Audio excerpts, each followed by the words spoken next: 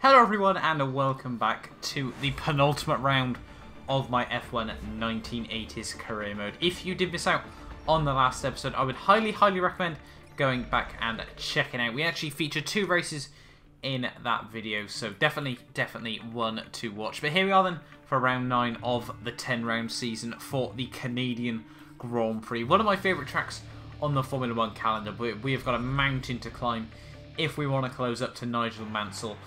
And the gap, 31 points going into this penultimate round of the season. We're just 1 point behind Michael Schumacher though, so I think P2 is probably a bit of a safer objective here. But into the Canadian Grand Prix, as you can quite clearly see there by that little intro, it is very wet. And whether that be a benefit or whether that be a drawback in this race, you know, we are waiting to see. In terms of the setup, still going to be running a bit less downforce than average. You know, really want to try and be quick down those straights, shortening down the gears quite a lot though, which a lot of people may think is a bit odd, but obviously the gearbox on the F1 1980s cars is completely broken and you can never really get anywhere close to the top speed that it does predict. But starting P8 for this Grand Prix, definitely going to be quite tough to try and fight my way through the field, but you know, if we get a couple of good starts like we did last time out, then it could be very good. Michael Schumacher currently on pole as well, which is certainly something that I don't want to see. But the main thing we need to worry about is trying to close up the gap to Nigel Mansell. If we win, then we are still within a shot of the World Championship. If he wins, it's all over. And if we don't win and he finishes right behind me, then it is all over. Lots of ramifications going into this penultimate round of the season. But Schumacher starting on a pole. My teammate Mika Hakkinen in P5, and then myself just ahead of the 2 very early 1980s Fly Saudi Williams. But here we are then on the grid, ready for the Canadian Grand Prix. 4 lights, 6 lights, 8 lights, 10 lights. You can hear all the engines revving up, and it is lights out, and away we go. And straight off the bat, we're going to try and have a look to try and make a move on Mario Andretti there. Unfortunately, just bogging down a little bit in the second phase of the start, but down in towards Team 1. They're trying to move to the outside there. Berger completely parks it just in front of me here. A little bit bumping and bashing there as Berger just completely brake checks there. 3 wide on the exit of the corner there, and we now move up into P7 of the Grand Prix, as unfortunately Andretti does get locked on the outside there. Through down in towards turn 2. Berger just so slow. We're going to fly right around his outside there through the chicane. Up into P6 of this Grand Prix we go there. So overall 2 positions made up off the start, and next up on the old hit list will be Emerson Fittipaldi attacking the curbs through both parts of the second chicane there, and now all over the back of him. But unfortunately he just absolutely pulls away down this back straight, if you will. Not really too much of a back straight, you know, relative to a lot of this track. But skipping on 1 lap later to lap 2 of this race, and all over the back of Fittipaldi there. We send one down the inside there. Very late move there. He nearly already turned in. Just about to keep the car on the circuit there, and now on the exit of the corner, putting down all the power, and now we move up into P5 of this Grand Prix. Next up, my teammate Mika Hakkinen there. Fittipaldi thinks about going for a move, but nothing is able to come for it. Now we're all over the back of my teammate here, squeezing me down into the wall, Hamilton Button-esque style there. But we move up into P4. He tries to go for a switchback move, but not going to be able to make anything of that either there. So really trying to play, you know, quite defensive when we need to. But next up is Damon Hill there, and he breaks so early down in towards the hairpin there. Caught me out by surprise there. Well, we try and, you know, ruin his run out of the exit of the corner. Now back up, well, up into the podium positions in this race. And next up on the old hit list, Nigel Mansell there, the championship leader, the one man that we desperately need to beat in this Grand Prix. You know, it would be good to try and beat him and Schumacher there, but, you know, obviously I think, you know, to try and the chance of winning the world title is much more important to me than, you know, trying to guarantee P2 overall there. Now we fly past him the same way we did to his teammate Hill 1 lap earlier there, and we now move up into P2 of the Grand Prix here. So we've been absolutely flying through this field in the early stages of the race, like we tend to here. But now skipping on to lap 6, all over the back of Michael Schumacher here. We think about going for a move down the inside in towards T1 there. He's already turned in to the corner there, fighting the back end. He completely parks it on the exit of turn 2 there. Through the hairpin corner we go, right around his outside. We absolutely fly there, and now we break down in towards this first chicane here. Make sure we get a nice good run there, just scraping the wall through that corner there, and now down in towards the next chicane. They're completely missing my braking point there. Running very deep there, running all over the grass on the exit of the corner there, fighting the back end. Michael Schumacher not really going to take 2 chances with that there. He even gets a terrible run on the exit of the corner, fishtailing all over the place down this back straight here, and down into the next corner. He goes very defensive very, very oddly there. So we just go right around his outside there, fighting the back end still more and more. Nigel Mansell behind him nearly bins it as Schumacher just bizarrely slow towards the end of that lap. But one lap later, the end of lap 7, through the wall of champion chicane there. And unfortunately, we've clipped the curb. We've hit the wall. And that has sent us completely facing the wrong way around. I don't know if that's foreseen the future, you know, that we've hit the wall of champions there.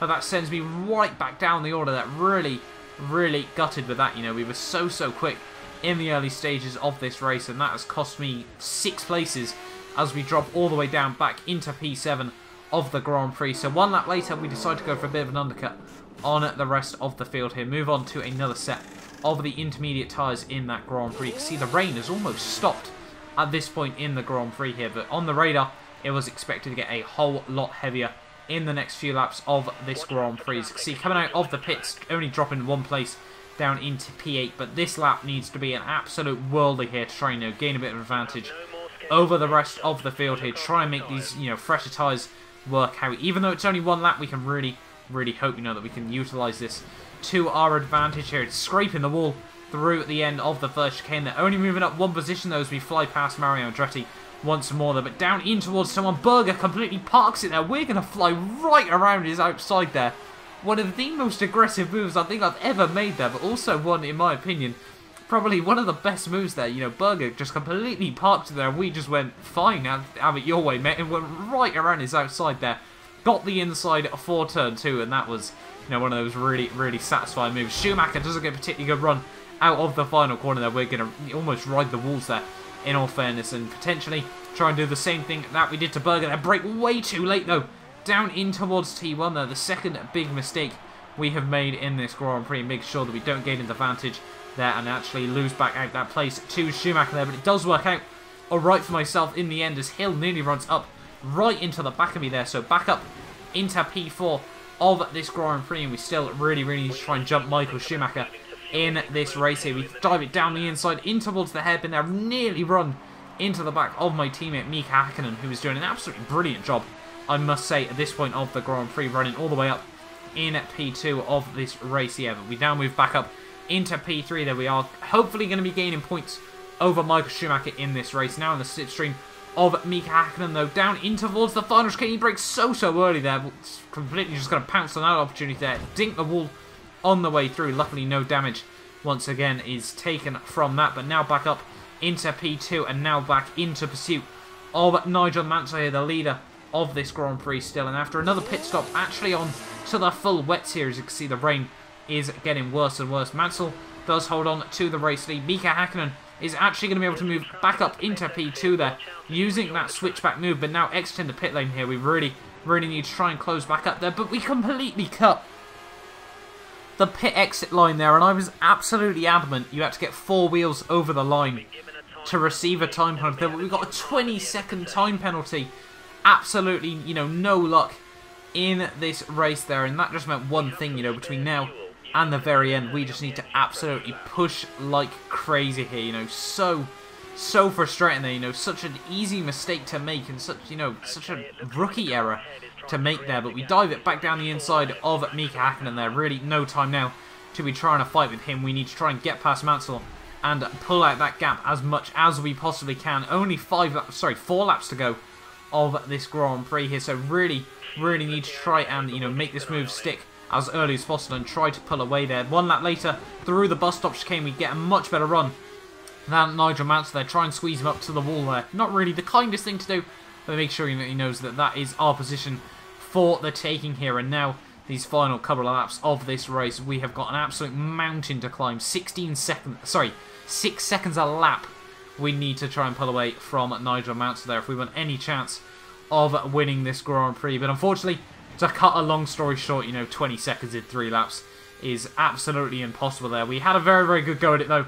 I think by the end we pulled out a good sort of 8-10 seconds, if I'm not mistaken, over Nigel Mansell there. But through the final corner, down towards the line, it's P1 on the road in the Canadian Grand Prix, but it's only going to be P3 in the very end. They're really gutted by that result there, but Nigel Mansell therefore does win the Formula 1 World Championship there with a win under his belt there. Not really, you know, the most deserved winners. I thought, you know, we were a little bit robbed there. We did nearly finish P2 there behind my teammate Mika Hakkinen there, but Michael Schumacher having another torrid day out there. P6 there, I think that's his third race in a row where he's been absolutely nowhere, you know, really where he should be there. So we do pull out a good few points on him, but obviously now, ultimately the championship has been decided, and that means through both my 1990s and 80s career mode, we are not going to be able to win the Formula 1 World Championship there. But that is racing, unfortunately, at the end of the day. But a really, really good result for the Lotus 100T team there, with obviously second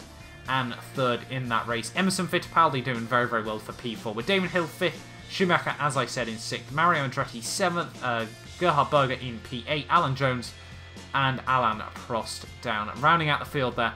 So very, very, you know, not particularly too many unpredictable results there, except for obviously Ferrari having an absolutely torrid day out there, really, when, you know, they needed a good race result there. Ideal for us in the Constructors' standings. I guess that's sort of the only real thing we can take away from that Grand Prix. But as I said, Nigel Mansell, a 41-point lead going into the final round of the season, means it is all decided there for the British driver there. Very, very well done to him. Obviously very, very consistent throughout the whole season there. We've now got a 6-point lead over Michael Schumacher there, so hoping we can try and take home P2 there. Hakkinen down in P4 with Damon Hill 5th, Emerson Fittipaldi 6th, Gerhard Berger in P7 with Mario Andretti down in P8 there. And having a look in the Constructors' standings, we now have a 30-point lead over Ferrari as well, so it seems a lot of things in this championship are basically all but wrapped up. Mathematically, we could still win the Constructors' Championship, but we need Williams to, I think, finish last and second to last in that final race, and we need a 1-2. But thank you all